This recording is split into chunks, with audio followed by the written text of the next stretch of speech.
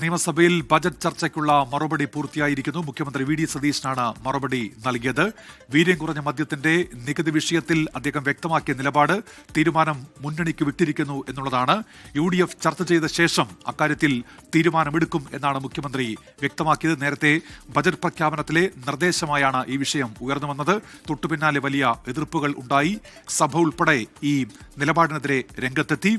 ഒപ്പം വലിയ വിമർശനങ്ങൾ മുന്നണിക്കകത്ത് നിന്ന് തന്നെ ഉയരുന്ന സാഹചര്യമുണ്ടായി. ഇതിന് തൊട്ടു പിന്നാലെയാണ് ഇപ്പോൾ ബജറ്റ് ചർച്ചയ്ക്ക് മറുപടി പറയുന്ന സമയത്ത് മുഖ്യമന്ത്രി ആ നിലപാടിൽ നിന്ന് പിന്നാക്കം പോകുന്നത്.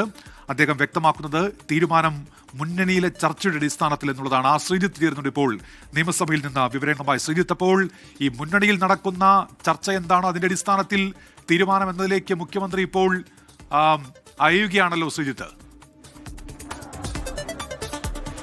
ഉന്മേഷ്, തീർച്ചയായും വീര്യം കുറഞ്ഞ മദ്യത്തിന്റെ നികുതി ഘടന കുറയ്ക്കാനുള്ള ബജറ്റിലെ പ്രഖ്യാപനത്തിൽ നിന്ന് മുഖ്യമന്ത്രി വി ഡി സതീശൻ പിന്നാക്കം പോവുകയാണ് എന്ന കാര്യം ഒരു വസ്തുതയാണ്.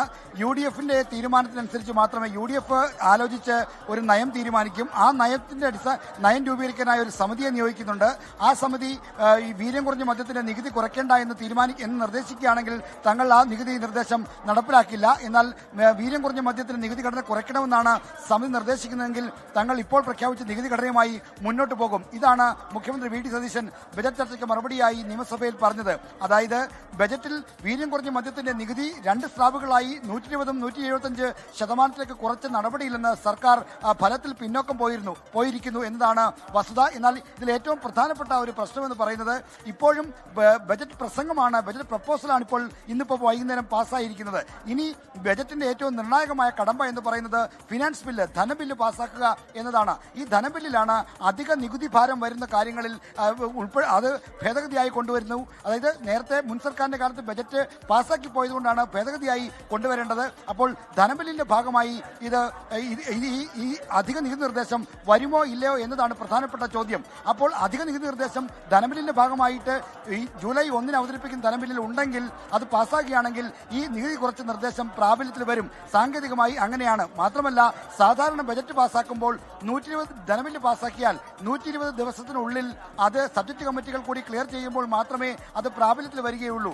എന്നാൽ ഇപ്പോൾ സബ്ജക്ട് കമ്മിറ്റികൾ പരിഗണിക്കുന്ന രീതി പുതുക്കിയ ബജറ്റ് ആയതുകൊണ്ട് അത് ഒഴിവാക്കാനുള്ള ഭേദഗതി കൂടി ഇപ്പോൾ നിയമസഭ പാസ്സാക്കിയിട്ടുണ്ട്. അതിനുകൂടി നിയമസഭ അനുമതി കൊടുത്തിട്ടുണ്ട്. അതുകൊണ്ട് ധനബില്ല് പാസ്സാകുമ്പോൾ മാത്രമേ നികുതി നിർദ്ദേശത്തിൽ നിന്ന് സർക്കാർ പൂർണ്ണമായും പിന്നോട്ട് പോയി എന്ന് പൂർണ്ണാർത്ഥത്തിൽ നമുക്ക് പറയാൻ കഴിയൂ. ഇപ്പോൾ സർക്കാർ സാങ്കേതികമായി രാഷ്ട്രീയമായ ഒരു പ്രഖ്യാപനം നടത്തി പിന്നോട്ട് പോകുന്നു എന്ന് സൂചിപ്പിച്ചിരിക്കുന്നു. എന്നാൽ ധനബില്ലിന്റെ ഭാഗമായി ഇത് വരികയാണ്, ഇത് ഉൾപ്പെടുത്തുമോ ഇല്ലയോ എന്നത് ഇപ്പോഴും ഒരു ചോദ്യമായി നിൽക്കുന്നു. ധനബില്ലിൽ ഇതില്ല എങ്കിൽ മാത്രമേ സർക്കാർ പൂർണ്ണമായി പിന്മാറിയെന്ന് പറയാൻ കഴിയൂ. എങ്കിൽ പോലും രാഷ്ട്രീയമായ ഒരു യൂട്ടേൺ തന്നെയാണ് ഇപ്പോൾ വി ഡി സതീശൻ വീണ്ടും നടത്തിയിരിക്കുന്നത്. ശ്രീജിത്ത്, ഇപ്പോൾ ഇത് മുന്നണിയിൽ ഇനി ഏത് തരത്തിലുള്ള ചർച്ചകളാണ് പ്രതീക്ഷിക്കേണ്ടത് ശ്രീജിത്ത് ഈ വിഷയത്തിൽ?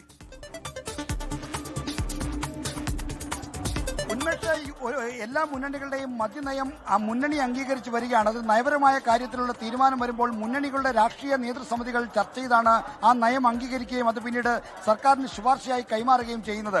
പിന്നീട് സർക്കാർ ചർച്ച ചെയ്താണ് ഔദ്യോഗികമായി നയം പുറത്തിറക്കുന്നത്. അങ്ങനെ UDF സർക്കാർ വന്ന ശേഷം ഒരു മദ്യനയം പുറത്തിറക്കിയിട്ടില്ല.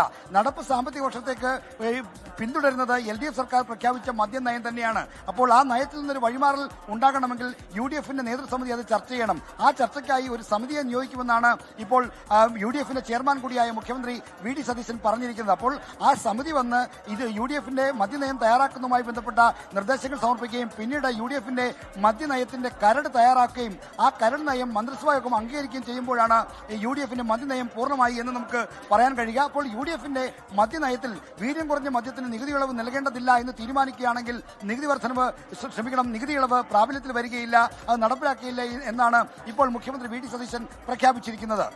ഇപ്പോൾ ശ്രീജിത്ത്, ഈ PM ശ്രീയുടെ കാര്യത്തിലും സഭയിലെ വാക്പോർ അല്പസമയം മുൻപ് കൂടി നമ്മൾ കണ്ടതാണ്. ഇടപെട്ട് പ്രതിപക്ഷ നേതാവ് ഉൾപ്പെടെ സംസാരിക്കുന്നു. അപ്പോൾ ഈ ചർച്ചയ്ക്കുള്ള മറുപടിയിൽ നിന്ന് എന്താണ് മനസ്സിലാക്കേണ്ടത് സർക്കാരിന്റെ നയം അക്കാര്യത്തിൽ ശ്രീജിത്ത്? ഉന്മേഷ്, ബജറ്റ് ചർച്ചയ്ക്കുള്ള മുഖ്യമന്ത്രി വി ഡി സതീശന്റെ മറുപടിയിൽ രണ്ട് കാര്യങ്ങളിൽ വ്യക്തത വന്നിട്ടുണ്ട്. അതിൽ ഒന്നാമത്തേതാണ് നമ്മൾ അല്പം മുമ്പ് പൂർത്തിയാക്കിയ നികുതി ഘടനയുമായി ബന്ധപ്പെട്ട കാര്യം. അത് UDFന്റെ തീരുമാനത്തിന് വിധേയമായിട്ടേ നടപ്പിലാക്കൂ എന്ന് പ്രഖ്യാപിച്ചിരിക്കുന്നു. അതാണ് ഒന്നാമത്തെ രാഷ്ട്രീയമായ തീരുമാനം. രണ്ടാമത്തേത് PMCയുടെ കാര്യത്തിൽ PMC പദ്ധതി തുടരാൻ നിർബന്ധിതമാകുന്ന സാഹചര്യമാണ് എന്നാണ് രണ്ടാഴ്ച മുമ്പ് നടത്തിയ വാർത്താ സമ്മേളനത്തിൽ മുഖ്യമന്ത്രി ആവർത്തിച്ചുള്ള ചോദ്യങ്ങൾക്ക് മറുപടിയായി പറഞ്ഞുകൊണ്ടിരുന്നത്. ഇന്ന് ആ നിലപാടിൽ നിന്ന് മുഖ്യമന്ത്രി മാറിയിരിക്കുന്നു. PMC പദ്ധതി നടപ്പിലാക്കും എന്ന് മുഖ്യമന്ത്രി പറയുന്നില്ല, മറിച്ച് മന്ത്രിസഭാ ഉപസമിതി രൂപീകരിച്ചിരിക്കുന്നു. അതുമായി ബന്ധപ്പെട്ട കാര്യങ്ങൾ ഉപസമിതിയുടെ നിർദ്ദേശമനുസരിച്ച് മുന്നോട്ട് പോകും എന്ന് മുഖ്യമന്ത്രി പറയുകയാണ്. അപ്പോൾ PMC തുടർന്നേ മതിയാകൂ, അല്ലെങ്കിൽ മുൻ സർക്കാരിന്റെ ധാരണാപത്രം ഒപ്പിട്ടതുകൊണ്ട് അതിൽ തുടർന്നേ മതിയാകൂ എന്നുള്ള ഒരു നിലപാടിൽ നിന്ന് മുഖ്യമന്ത്രി മാറിയിരിക്കുന്നു. മറിച്ച് PMC പദ്ധതി ഉപസമിതിയുടെ തീരുമാനമനുസരിച്ച് മുന്നോട്ട് പോകുമെന്ന നിലയിലേക്ക് അദ്ദേഹം കാര്യങ്ങൾ മാറ്റിയിരിക്കുന്നു. ലീഗ് അടക്കമുള്ള മുന്നണിയിലെ ഘടകകക്ഷികളുടെ ശക്തമായ എതിർപ്പിനെ തുടർന്നാണ് ഈ രണ്ട് തീരുമാനങ്ങളിലും മുഖ്യമന്ത്രിയുടെ നിലപാട് മാറ്റം ഉണ്ടായിരിക്കുന്നത് എന്നതും ഒരു വസ്തുതയാണ്.